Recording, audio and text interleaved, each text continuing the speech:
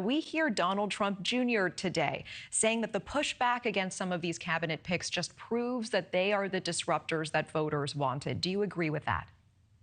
Well, there's no doubt the Trumps are huge disruptors in every way, shape, and form.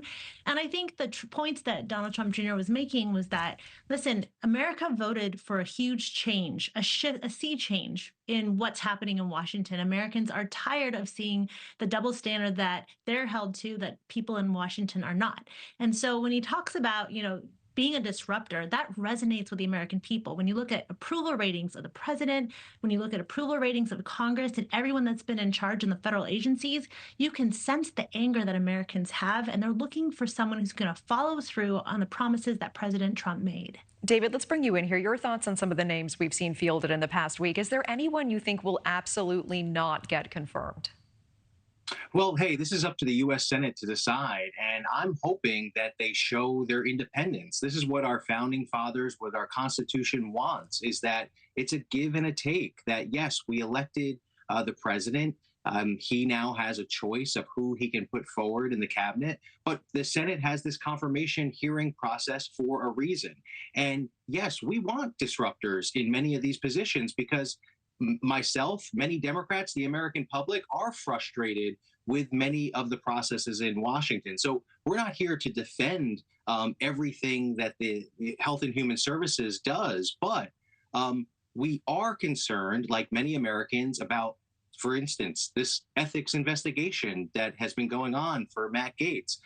If you're a U.S. Senator, you owe a responsibility to the constituents you represent to ask for that report, to have all the facts before you decide to confirm a cabinet level position, especially one like Attorney General or Health and Human Services, where the stakes are so high. So it's not up to me or really anybody to decide other than the U.S. Senate, but just to throw things out there that they're a disruptor, so people are against them, that's not the case. And I think we have to look at the issue and each cabinet member one by one, give the president, the benefit of the doubt, but make sure that if there are alarming allegations, that there is a hearing and the senators get the facts and then they make the decision. All right, Denise, let's pick up on this topic that David brings up here, because Speaker Johnson does maintain that the Gaetz ethics report should not be released. And this is, of course, in regards to the years-long probe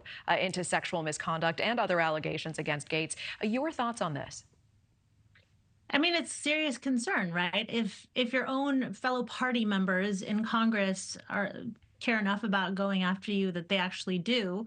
And that's not usually, intra-party fighting is not something new, but it doesn't usually go to these lengths.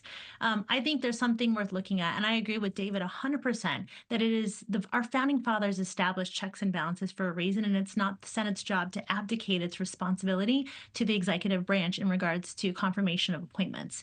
And so we actually do need to have independent branches of the government that are looking at every single detail that needs to be considered when they're talking about a confirmation. I will say, as somebody who worked on the Senate Judiciary Committee in the nominations unit on the confirmations of Chief Justice Roberts and Alito, that there's no stone that's left unturned. I mean, you guys all saw the Kavanaugh trials, the Senate confirmation process.